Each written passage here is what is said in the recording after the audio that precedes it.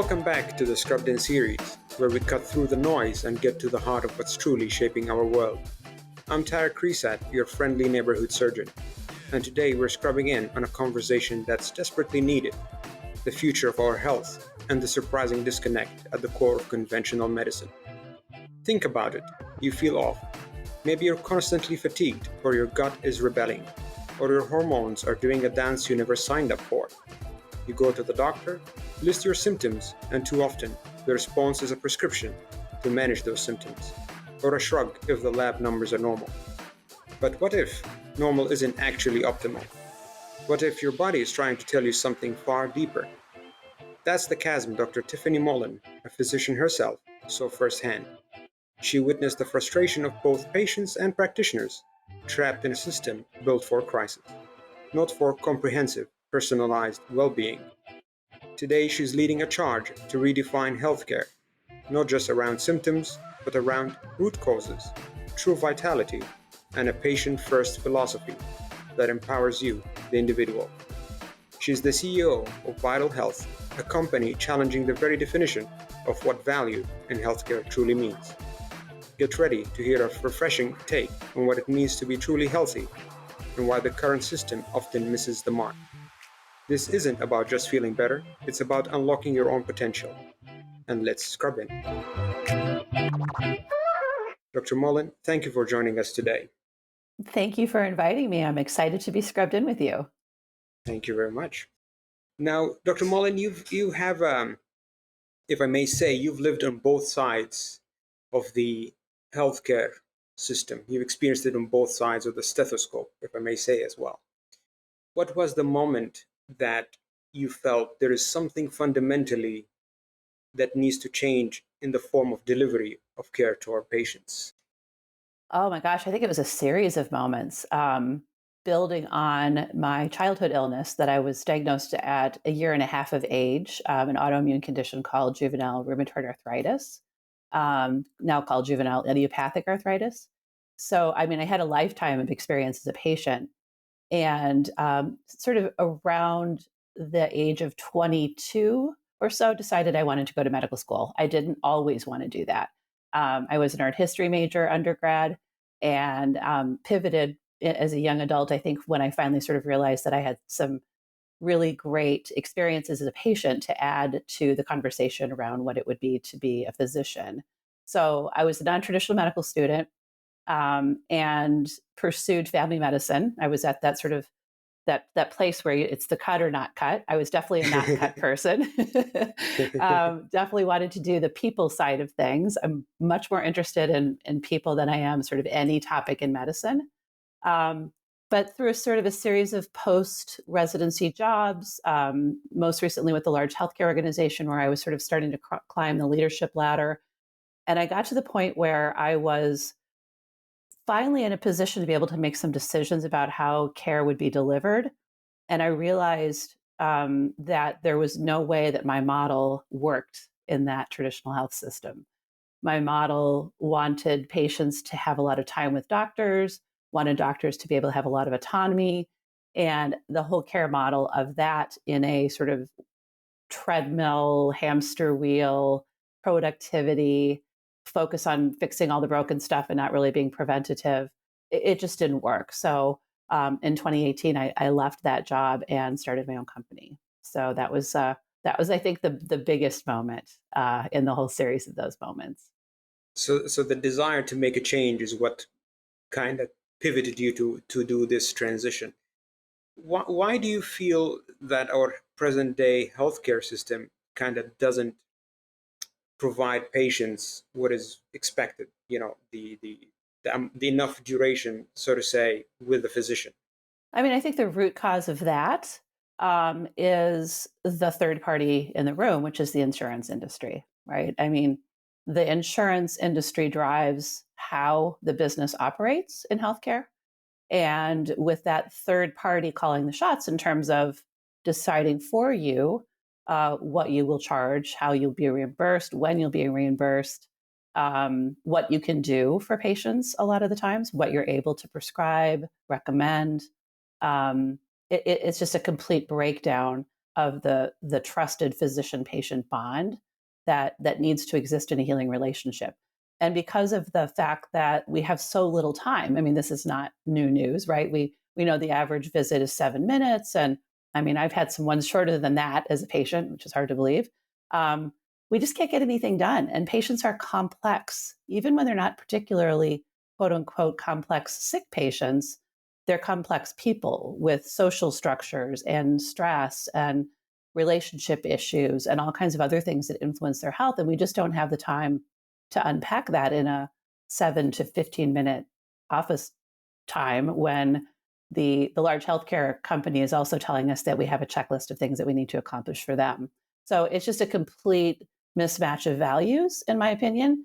And I think a lot of physicians are sort of tired of that dragging through that day. I myself was very, very burnt out by that model. And when I couldn't conjure up the feeling of being able to truly care for people, I knew I was in trouble at that point and needed to do something differently. I like how you put the blame in this equation on the insurance companies. In a way, I mean, in a way that they are forcing us to see more patients because that's what generates revenue to the hospital or Yep. the healthcare Right. system. Hmm. But that comes on the expense of both the patient and the physician, not spending enough time to Right. listen to each other and address their concerns. Exactly. And it's a series of dominoes when you think about it. The At some point along the line, the cost of the insurance started to become the employer's ticket, right? So it's on their books.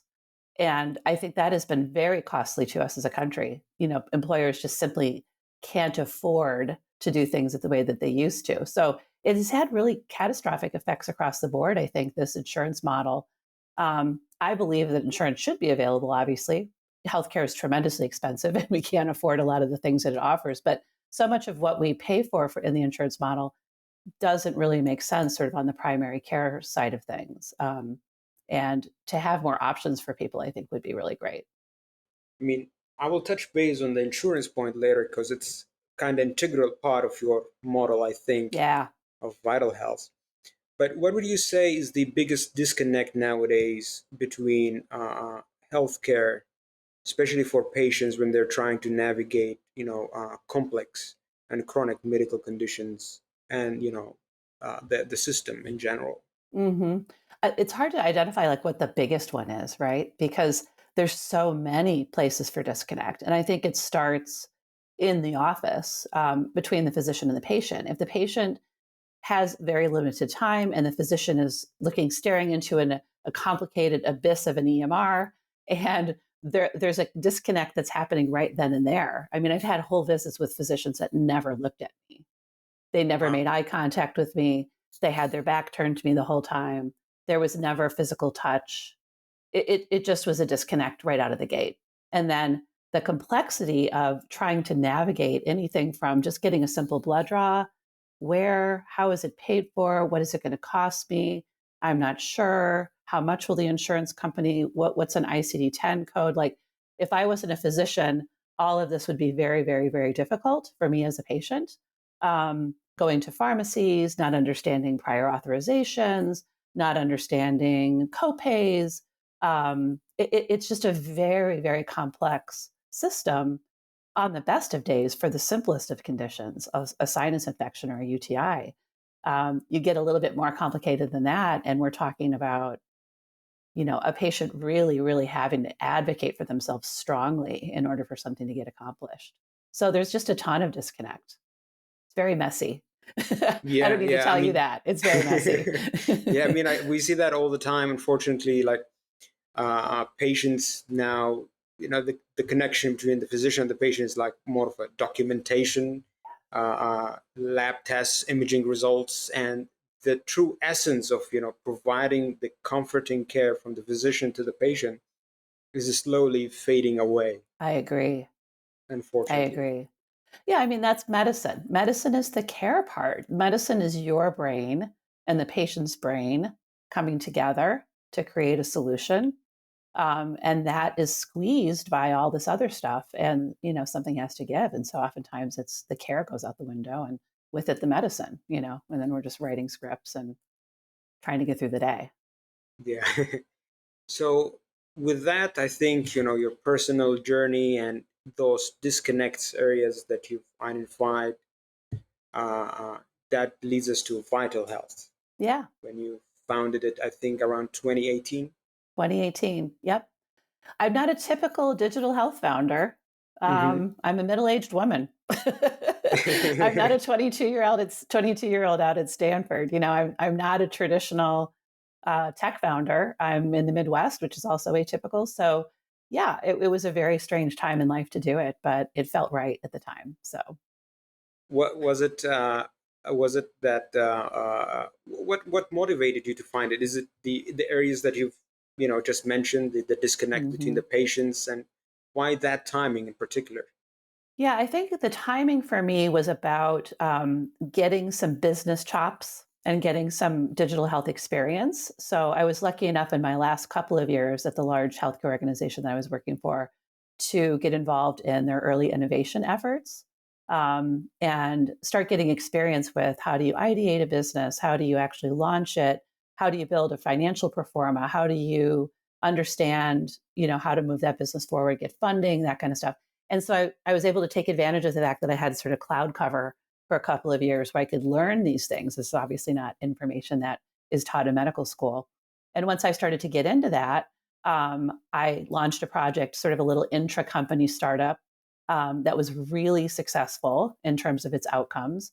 And I realized I was kind of good at it. So that gave me the confidence that I needed to leave the organization and really think about what it was. If I could create a utopia for patients and physicians in my space, what would it look like? And so I was just ready. I was just ready to do it at that point. I mean, your journey is basically just says that the sky is the limit. Whether you know it or you don't know it, as long as you hustle and work hard for it, you can achieve it. I mean, That's exactly right. that's very Yeah, inspirational. that's exactly right. And I see a lot of times when I remember working in the last clinic that I worked at when I was in the healthcare organization. I saw so much learned helplessness in physicians, where they just accepted that things were broken and they weren't going to have any voice to change it. And all the things that just didn't work, they would just show up again, day in, day out, and do the same things. And for me, the definition of insanity is doing the same thing and expecting a different outcome. Exactly. Yeah. And so being able to just say, like, I'm a person who does not believe that there are no solutions. There are always solutions, and doctors are smart and they care. They truly do care. And so if we could just take back some of that passion and realize that we're not stuck, I think a lot of change could happen. Wow, that's a very rebellion. I'm definitely a rebel. Now, talking about vital health, Hmm. as you describe it, it's a functional medicine, tech-driven telemedicine, subscription-based healthcare model. Yeah. Yep. You did your homework. A Yep. lot, a lot of big terms. Let's Yeah. A lot digest of them big one by terms. one. Sure. And what makes it even more complicated is, I think, if you look at the website or you look at the business as a patient or even as a provider, um, it looks like a medical practice, right? It looks like a group of doctors who have a practice together. True. And truthfully, it is a two-sided platform marketplace. So just to add a little bit more jargon to the conversation, what that means is that Vital Health exists as a company to support patients on the one side who are looking for a functional medicine physician, and doctors on the other side who want to practice functional medicine via telemedicine, telehealth, but don't want to run a business. They just don't want to, they don't have the interest in it. They're afraid to run it. They don't want to do that. So they're looking to sort of plug in and have just a turnkey solution that allows them to practice. So we are really the support between those two groups of people looking to find one another. That's interesting. So yeah, so that's how it was designed. And I happen to be one of the physicians who practices. So I have a medical practice within my own company, but it is not a medical group. And the reason I spend a little bit of time talking about that is because I think it's important that we exist for both patients and physicians. We want to help patients solve problems, but we also want to have the ability to help doctors solve problems. So it has always been about both of them. So Hmm. you're empowering everyone, the patient and the Yes, physician. I that's love right. that. Yeah, I love me that. too. Now, functional medicine, what is it different than, for me, the term actually, I didn't know it existed until very recently, hearing Yeah, about it on Dr. Mark Hyman's show. That's how I yeah. came to know what's functional medicine. Hmm. Tell me first about it. And Yeah, yeah, how is it different? he's definitely the guy to talk about it. You know, one of the sort of the founding voices in functional medicine, and somebody who I've learned from in my training. Um, we think about functional medicine as root cause medicine, meaning we're not just looking for sort of solving the symptom on the surface, but rather getting into the why under the symptom. And I think a lot of doctors who might be listening to this podcast might say, like, well, that's what I do. I mean, that's how I practice. But I think a lot of the problems that we see in functional medicine are the things that the traditional physician and myself, before I was this type of a physician, would have kind of like sighed heavily if I saw it on my schedule, like fatigue or digestive problems or fibromyalgia or irritable bowel syndrome. You know, these things that were just like, gosh, I just don't know. I mean, I don't How know to what deal to do with? for these people, right? Yeah, yeah. So, functional medicine exists to help solve the kind of problems that can have many different possible causes and usually do. So there's oftentimes a medical problem that, some biochemical issue or a genetic problem or a deficiency or something, hormonal, etc. But there's also lifestyle. There's stress. There's sleep problems. There's poor nutrition. There's social issues. There's so many components that go into patients or people manifesting certain groups of symptoms that we have labels for, that we want to get under those and really understand what's driving the issue at the root and then work on the whole thing. So it's whole person, root cause, emphasis on lifestyle, emphasis on health, and very sort of proactive and preventative in that way. It's kind of sounding like, I don't know if it's a proper way of describing it, like a medical psychoanalysis of the patient, where like you're trying to go deep into understanding everything from their perspective to try to find out what's, causing all these signs or symptoms that they're having. Yeah. Yeah. We love psychosocial. Everybody else goes, ugh, like that's like the work. Because you can't do that in a 7-minute visit. So True. it induces a response, and doctors like, this is just too much.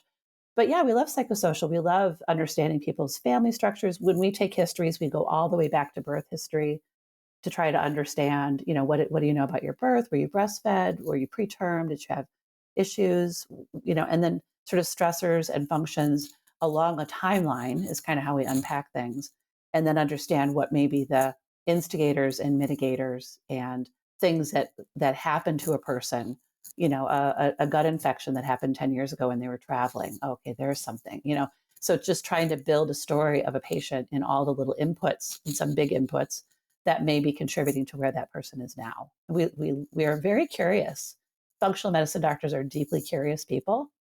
I love that. And whoever said, if you listen to the patient, you'll get the diagnosis, they'll tell you that a diagnosis, right? That sort of Very true. emphasis on Yeah. history taken. Very true. We that is kind of the nugget of functional medicine. It's a lot of listening. Now, on average, as we were saying, regular clinic visits are probably around 7 minutes. How much are Mhm. they in functional medicine, or in your case, in vital health? Yep. So initial intakes with patients are an hour. Wow. Hmm. So typically, what ends up happening is patient will fill out some forms online and give us some history, tell us what they're doing, tell us how they're eating, and give us a lot of information. We'll sort of start there. We spend an hour unpacking the problem, and then typically there's some testing that is done. Functional medicine testing is a lot deeper than we do in traditional medicine. So in traditional medicine, everyone sort of gets this traditional CBC, CMP, the whole sort of, Basic lab work. yeah, check. But we like to do things like look at gut health, stool testing, hormone testing with urine, saliva. We do all kinds of, I mean, the vast number of tests that are available, depending on the patient. And it's not cookie cutter at all. It's very much customized and personalized. and then come back to the table and spend an hour going through lab results together. Um, Really? we take we take teaching patients very seriously. The root word of doctor is docere, which means to teach. So we feel it's very, very important to educate people on what we see in their labs, how to understand them, what the markers mean, what they have, what they don't have. I spent an hour yesterday with a patient going over 6 really in depth lab tests. And by the end, he was just like, mind was blown. Like, I didn't know I could know this much about myself. And I'm like, yeah. And it all kind of comes together and makes sense, and the patient feels very, very validated. You So gave that them a is full super breakdown. rewarding. Yeah, yeah, they love to know. They want to know, what are you seeing? What do I True, yeah. have? What do these things mean? They're very interested in it. Now, what is the patient population that you see on your platform limited to certain demographics or geographical area? Mm-mm. No, actually, we see patients in about 34, 35 states. We have licensure in those states, and that's what drives where we can see patients. During COVID, when the telemedicine laws were a little bit relaxed, we were seeing patients in all 50 states. But as those emergency orders have expired over time, we're a little bit less seeing patients in some states and not in others. Um, it's a great way to see a functional medicine patient because it is so conversational and historical, and a lot of listening and going through labs and sharing screens and that kind of thing. So yeah, it's a national model. And is it because you know you're I think you're mainly targeting, or most of your patients would be patients with chronic illnesses or diseases? Are they more on the elderly side or across the spectrum, any age They're group? really not. They're not, and they're not the chronic diseases I think that we think of as sort of the traditional. What's the traditional bread and butter of a family medicine practice? So Like it's not diabetes? necessarily our diabetes or heart disease or high blood pressure. We do have those patients, but we're talking about people who are frustrated that have gone in to see a doctor, can't get answers. So they're fatigued, or they have hormonal issues, they're perimenopausal, they have low testosterone, they have gut symptoms that haven't been able to be diagnosed. So they've gone through the traditional medical system typically, maybe even seen a lot of ologists along the way, and just have not gotten anywhere. And so they're trying to figure out, like, okay, I need somebody to really unpack this with me and really help me understand what's going on. So oftentimes they're fully loaded with a lot of test results and things already. We see kids all the way to older people and everything in between. Um, our population is men and women. We see everyone. So yeah, we have quite a diverse set of patients, and I think a lot of it is just functional medicine has become so much more well understood by the patient population. Google searches for functional medicine went up 500% in the last 5 years. So people Wow. are starting to understand there's something else that I can do, which is wonderful. It's gaining pretty much the momentum Yes. compared to traditional, Yeah. medicine, I would say. Yeah. And traditional medicine is helping because they're doing such a terrible job at Definitely. and Definitely. patients are like, well, this isn't good. What else is there? Let's go to So functional medicine. yep, let's try that out. So, nowadays gut health is gaining more popularity, media attention. I don't know much about it. I'm kind of curious. How is gut health? Is it really affecting our health? How does it affect our health? What are the Yeah. manifestations of it?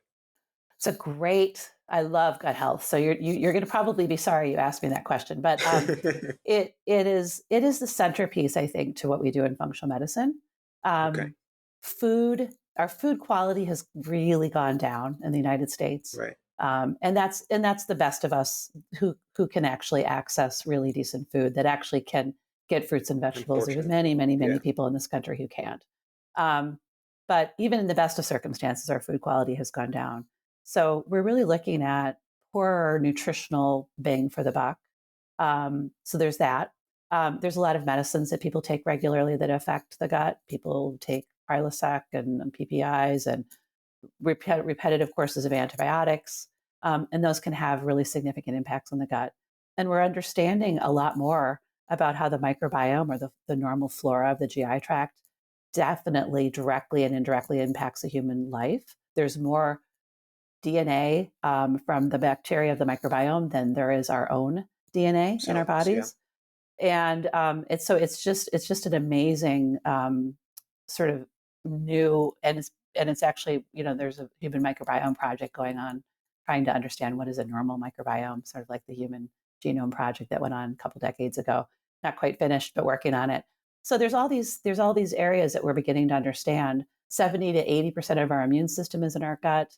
Our gut is required for hormone activation. Serotonin is produced in our gut. Let's look at mental health across the country. That's a whole other thing. So the gut is an incredibly important place for us to have health, and we know it's involved in autoimmunity. It's involved in mental health. It's just such a core place for people's health to be reinforced, or people's health to go sort of down the tubes. And in the sort of traditional medical model, we're really just looking for the diseases of the gut, which by the way are on the increase. And if those aren't there, we kind of don't know what to do. We're not really looking at microbiome. We're not looking at whether people need support for their digestive process, whether they have small intestinal bacterial overgrowth or other subtle infections. So it's just a really, really important aspect of a human's health and a core piece of what we offer in functional medicine. I mean, unfortunately, I don't think in regular practice anyone asks like, "Oh, let's evaluate your gut health or what you eat." Absolutely. Yeah, absolutely not. And I remember when I was a resident and I was doing my GI rotation, and I was rotating with a doc who I really, really liked a lot. I thought he was a fantastic GI doctor. And we came out of a room, and I think we saw a woman who had irritable bowel syndrome. And I said, "Well, what do you think we should do in terms of recommending how she should eat?" And he said, "Well, food doesn't really have anything to do with the gut." And I was like, what? That We makes are no what we eat. sense. We Yeah, are what we eat. So I just think there's such a disconnect. Now, that was obviously a little while ago. Hopefully people are coming along, but changing.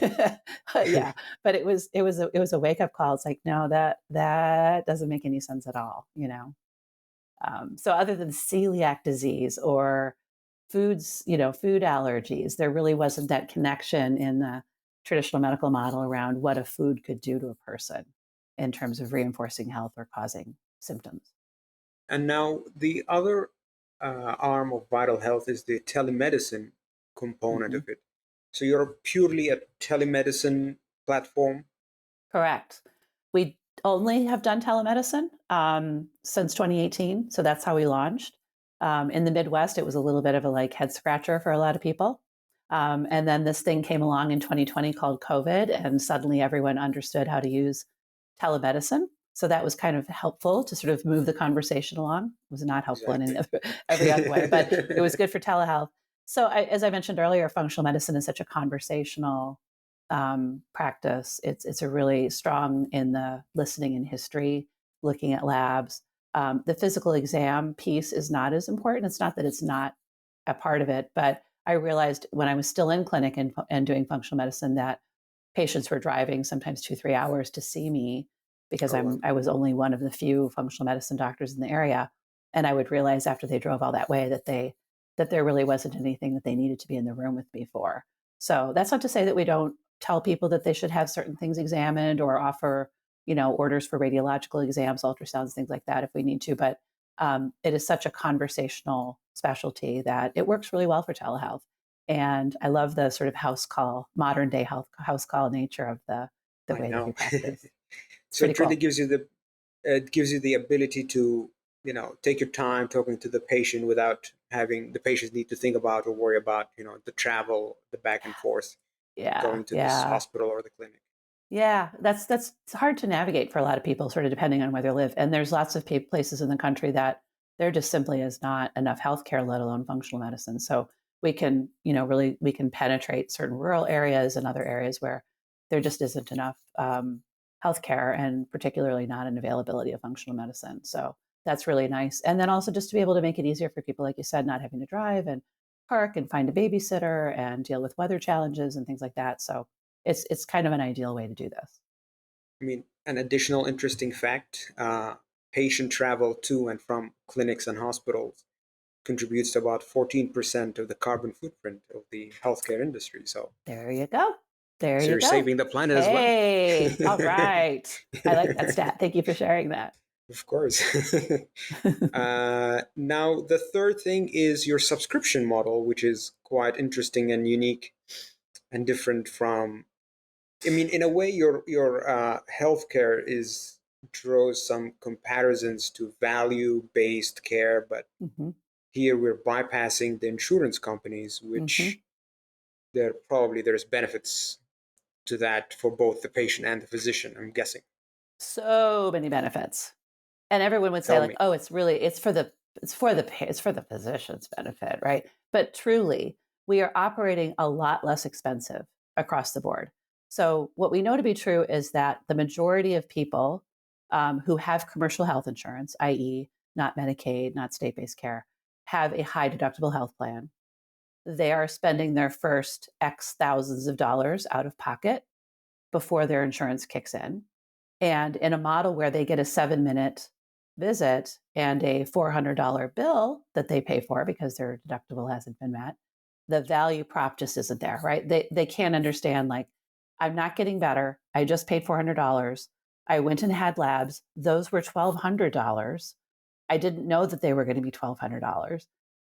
So there's this whole sort of built-in Hidden lack of costs. transparency. Yeah. And I know that we've tried to solve that a little bit, but I just don't feel like we're further along in that. So we call ourselves less a membership model and more a payment plan model because we know that healthcare is expensive. And so what we do is we just take the cost of care and we spread it out over the year so that patients aren't hit with high costs all at once that they now have to put on a credit card or scramble to pay. Just allows them to budget smoothly through the year for what their cost of care is going to be. Everything that we do to help them, including the testing and supplements and so forth. We do at discounts. We're fully transparent with costs. The patient is always in the driver's seat about what they want to do, what they can do. We have eliminated that sort of mysterious shell game that happens when patients go to labs, and we do a lot of things that are deeply, deeply inexpensive by removing the middleman. And I'll give you an example. One is I sent a patient to the lab last week. She wanted to put it through her insurance. She had a high deductible health plan and ended up with a $1,310 lab Yikes. bill. Wow. Yes. Um, we could do the same exact panel of labs that she wanted to use her insurance for approximately $300. That's a massive price It's a difference. massive savings. That means that the patient is paying cash up front, but no surprises. We tell them exactly what they're paying. The CBC that she paid $76 for in the health system, I would have charged her $3.50 for. Wow. So those kind of things. I mean, I think if you take out all of that middleman stuff and you really focus on doing what's right for the patient, it always works. It works very, very well. And patients are shocked to see how much that's padded into the cost of their care because of expensive clinics, expensive labs, expensive personnel. All of that adds up. So we just strip it down to what do we absolutely need and pass that on to the patient. It's interesting how the middleman or the insurance companies are contributing to this big price hikes of the healthcare system, the Huge, delivery of healthcare. I didn't expect that much of a difference. huge, huge. Well, Wow. if you look at your explanation of benefits as a patient, you see the write-offs. There's all of this padding in there that is just for the insurance company. Somebody's got to pay the insurance company, and the insurance company has a board of directors and investors that it has to answer to. So it's a business. I mean, it's a business. I True. don't fault them for trying to maximize their shareholders, Profits. but it is at the expense of you and me, paying for it. Unfortunately, So, yeah. yep. Now, in the membership plan, uh, does it uh, like if a patient needs more testing than, let's say, another patient, does hmm that cause fluctuation in their pricing? Like one patient would pay more than the other, or everyone is the same? The base cost of care is the same across the board. So no matter who you see in the practice, no matter how, the visits are all very much part of that payment plan. Some people need very little testing. Some people need a lot of testing. And we always allow the patient to say, okay, I want to do it all, like my patient yesterday who we just had a bonanza with, versus I want to do one test now, and then in 3 months, I'm going to do another test. And they're always in control. Thankfully, none of this is earth shattering stuff. We're going to obviously rule out the big, bad, and ugly stuff first. We're asking all the most important red flag questions. And then everyone can go like, okay, let's unpack this in a way that's comfortable for the patient. So yeah, there's a lot of variation between patients, but we try to give them a sense of understanding where they're at and what it might end up being. The out-of-pocket cost is, it feels like it's high, I think, to a lot of people, only because people aren't used to paying for their True. healthcare. They're used to sort of this With transaction where they insurance. pay their $25 at the desk and then everything happens until they get the bill. Um, so it is a way to just be fully transparent, I think, and allow people to really drive how they want their care to go. And what does the membership basically include or So covers? it's a lot of time. So it's our when a patient starts with us, over the course of the first 6 months of their care, they're going to spend 3.5 hours with their doctor, which doesn't Wow. sound like a lot, but when you think about it, that's a whole lot of 7-minute visits. That's a True, lot of yeah. care. And the second half, and we do that on purpose, we stack the first 6 months so that people can get quick wins, start feeling better fast, understand things quickly, really dig in, understand. And then we start to parse out that second half. So the second half of the year, they're spending approximately 1.5 to 2 hours with their doctor. So it's a lot of time. It's 5 to 6 hours a year. That's a lot of Wow. time. That's 30 minutes or 60 minutes at a pop, at least quarterly. And then from there, they're usually going to about 3 hours a year once they're in sort of maintenance. Their problem is better. They are really just kind of maintaining, checking labs, checking in, getting prescriptions, or changing direction. Some new symptoms come up, that kind of thing. So it works really, really well in terms of patients being able to understand what their investment in their health is going to be, and the fact that we will show up for them, be super responsive. We're all very, very invested in our patients' panels so that we can make sure that they're feeling better and they get the care that they want. I mean, that many hours of direct or patient time is equivalent of lifetime of 7-minute I clinic know. visits, and That's right. definitely worth it of an investment Yeah. on my own Yes. health. Yes. And we will keep going until we figure it out. That's the other thing. We just never say, I don't know. I don't know. You just have to go figure it out. Like we never do that dismissive thing. So we're very invested in that. I love that. And let's say I'm a patient of yours. Do I also need to have a primary healthcare doctor, or you're Hmm. replacing him or them? In other Yeah, words. that's a great question. I think that the concept of primary care is, I think it's really at a sort of a breaking point. We're not really exactly sure where primary care is going. A lot of people, mostly the millennial generation and younger, don't have a primary care doctor. They don't really understand what it is. They don't really Yeah. understand what they need. So once they sort of graduate from their pediatrician and they kind of get into their early 20s and now they're sort of owning their own healthcare, they don't really understand why they would need to have a primary care doctor. So there is a transition, I think, that's happening in primary care. A lot of doctors are getting out. Primary workforces, nurse practitioners and PAs, which is fine, but it's a changing profession. And so that's a long way of answering. We do recommend patients have some sort of boots on the ground person, whether that's their gynecologist, if they happen to be a woman, or some sort of person in their neighborhood or their town that they can call their PCP in case they end up in the emergency room or whatever. But what I'm finding is a lot of people just have absolutely no interest in that. In my own community, and I live in a medium sized city, primary care is really hard to find. Good primary care is almost impossible to find. And so we end up really kind of troubleshooting for with patients what we can do to help them. So the things that lend itself to telehealth, people get sick, they get a urinary tract infection, they need a simple lab, they need to have some sort of direction. Should I go to urgent care with this or not? We're stepping in and filling in that role. And there's just so much more retail options. You need to get a shot, you go to the CVS Minute Clinic.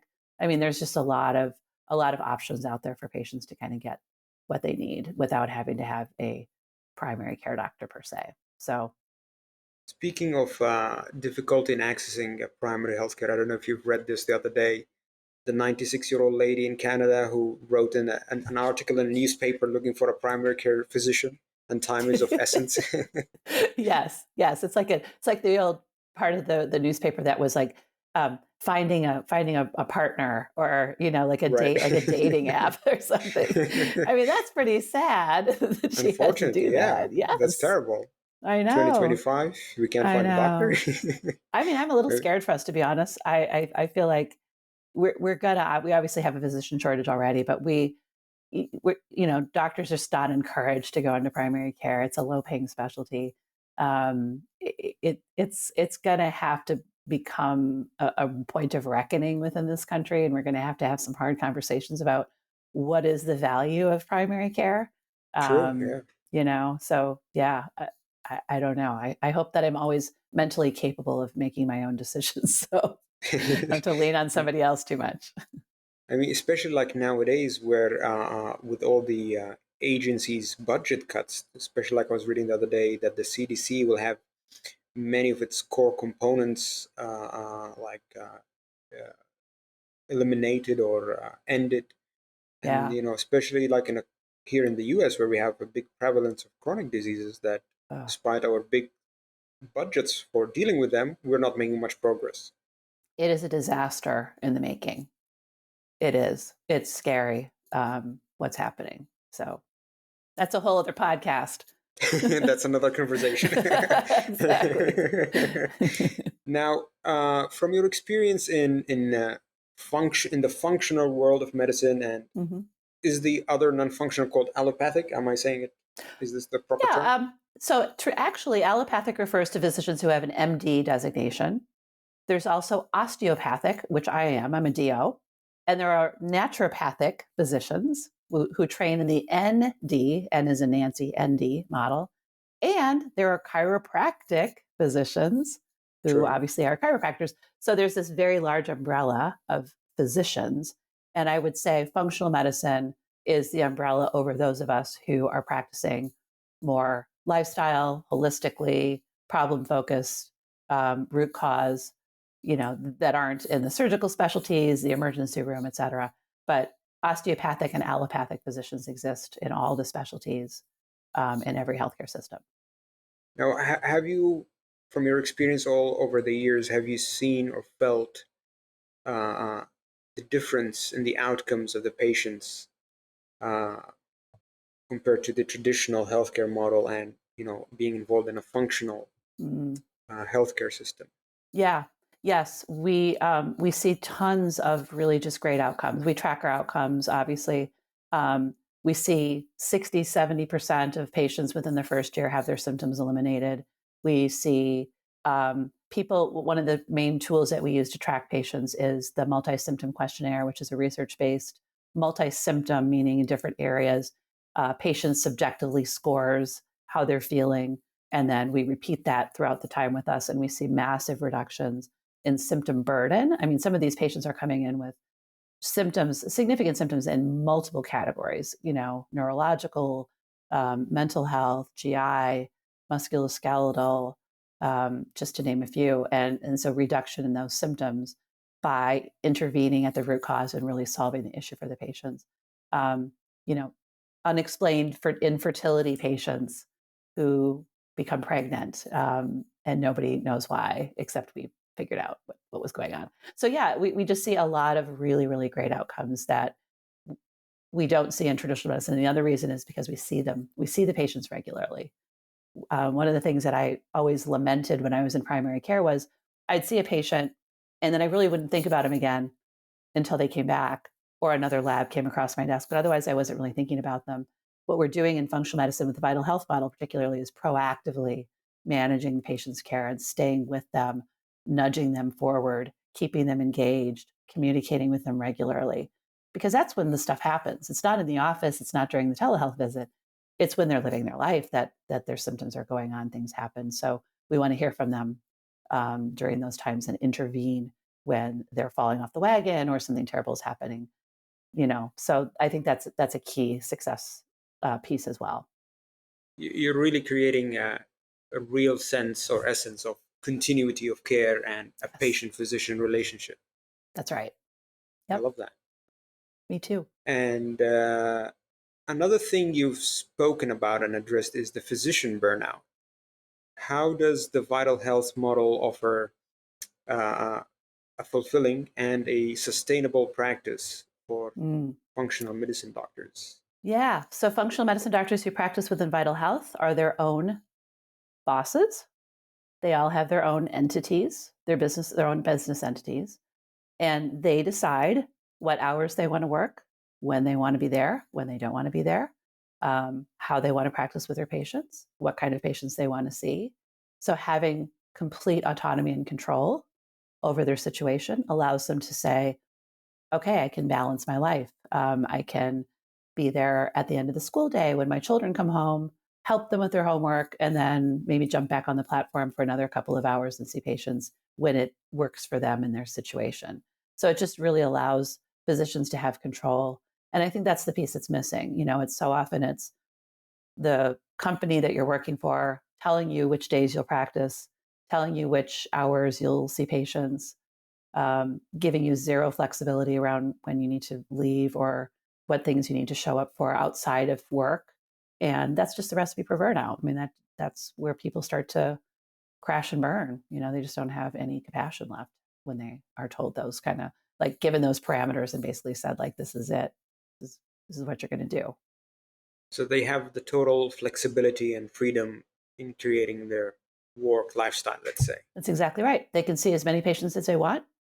It's their income, you know, So they're completely independent, and I and the rest of the staff that work at Vital Health, our job is to support them, help them with efficiencies, help them get things done, help their patients navigate so that they can practice. Their job is to practice and see patients and offer the skills that they have the highest level of licensure for, and leave the rest to us. And so that really feels good, I think, as a physician to feel like you are truly in the driver's seat and not having to split yourself off in so many different directions and deal with the heavy burden of administrative stuff. That all of that stuff is just managed by us. And by bypassing the insurance, you're also taking away a lot of the you know insurance documentation billing burden as well, which is quite hectic. Yeah, yeah, that helps a lot. We obviously do a really great job of doing documentation. We send our patients a complete summary of every visit every time they see us. But yeah, we still extend into the insurance world, so we're still ordering labs, we're still ordering radiological evaluations, we're still sending people to pharmacies, we're still sending patients to other specialists in their community. So there is a piece of that, and because of that, we are not immune to the pressures of insurance, prior authorizations, and frustrating experiences in the healthcare system as patients have to go in and get a CT or something. But we try to buffer that as much as we can. Right. Now, looking ahead, where do you see functional medicine and specifically vital health in the landscape of healthcare models in the next Mm. 5 to 10 years, let's say? Yeah, I think functional medicine is really growing. As I mentioned earlier, I think patients are driving that. I think patients are driving the majority of growth of healthcare, especially in digital health. Um, True. Patients are just really interested in making things easier for themselves. They're not putting up with the same stuff that I put up with as a patient all those years. They're just not having it. So consequently, everyone's having to respond, and I think that's going to continue. And I'm here for it. Like I really feel like that is awesome. I would love to see functional medicine just be good medicine because I think it Right. is.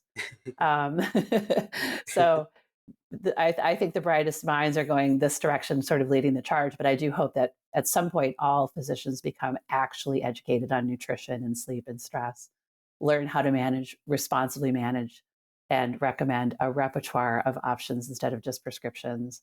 Um, and so I think functional medicine will grow. I do think that a hybrid model is probably how it will work best. So some telehealth, some in clinic. I don't know that I will join the in clinic charge. I Task happen to force. I love telehealth, and I think it's a great way to do this business, but I obviously want to grow that. So I think that there's going to be a lot of mergers, acquisitions, a lot of streamlining of care, organizations coming together to make another system alongside the traditional health system as it starts to atrophy and we start to grow. Yeah. Hopefully, they'll sort of be a utopia in the end. Probably not in the next 10 years, but where patients can access the best that traditional medicine has to offer, which is our chronic, our acute care, our trauma, our specialties that are on the cut side and the procedure side, Right. and then leave the rest to us, and then there'll be a beautiful marriage in the end, and everyone will be happy. I'm a I mean, little I bit was of gonna. an optimist. I mean, I love your energy and optimism. You're disrupting the industry. Exactly. I was gonna ask you. Do you see your model kind of fitting or applying to the other specialties of medicine, or you think it's just best for functional medicine? No, I think because we are sort of generalists in the functional medicine world. I mean, we all have sort of our pet things, our pet specialty areas. I Right. love Right. endocrine, for example. One of my other colleagues loves, chronic long COVID patients. So everybody kind of globs onto something that they're particularly interested in. Um, but functional medicine is practiced by a lot of. We're not just a bunch of primary care doctors. I have an OBGYN on my platform. There are gastroenterologists who practice functional medicine. I think it's a great place to start. So I think, for example, I'm just giving you an example because we brought up gut health. Um, in the GI world, it would be great for patients to start with functional medicine care and pass over to a GI doctor when the problem is not solvable within the functional medicine realm. If they need a colonoscopy, if they need a biological medication for their Crohn's disease, you know, so those two things can work in tandem. This is not about a rejection of traditional medicine or a rejection of medications. I take medications for my RA. This is about providing the best care for the human and then building what they need around them. And it might involve specialty care. You know, I have a rheumatologist, always will. I always have a rheumatologist. So, yeah, I think it has room to be a part of every specialty. Maybe not surgery, but pretty much every other Unfortunately. specialty. So in a way, it's kind of complementing the Yes, other areas of medicine. exactly. Yes. It's a great relationship to have. And I have relationships with specialists, all over the country now because we're a national model, but doctors who are really helpful and kind to our patients who don't make things harder for them. That's important. We don't want them to be stressed if we can help it. We want them to have good Definitely, yeah. experiences. So yeah, I think it's a very good cohesive model at some point. Dr. Mullen, I had an incredible conversation with you today talking about vital health and all the disruption and the good introduction and your rebellious, energetic, and optimistic energy that you're bringing onto the healthcare field, and you're giving us hope that everyone can bring in change to medicine and to healthcare, and think kind of actively into what we see in our daily practices from errors, and not just to accept it and take it and do something about it, and try to fix the system. Yep. And I love your patient first philosophy, giving them the attention, the unrushed care that every patient seeks and should have. That's their basic right. And you're not just treating symptoms, you're treating individuals. And that's what I love about your model of care. Well, thank you. Appreciate Of that. course. And that's it for today's episode. And as always, stay curious, stay bold, and stay driven. I'm Tarek Reset, your host, signing off. And Dr. Mullen, you're officially scrubbed in. Thank you Thank very you. much. Thank you.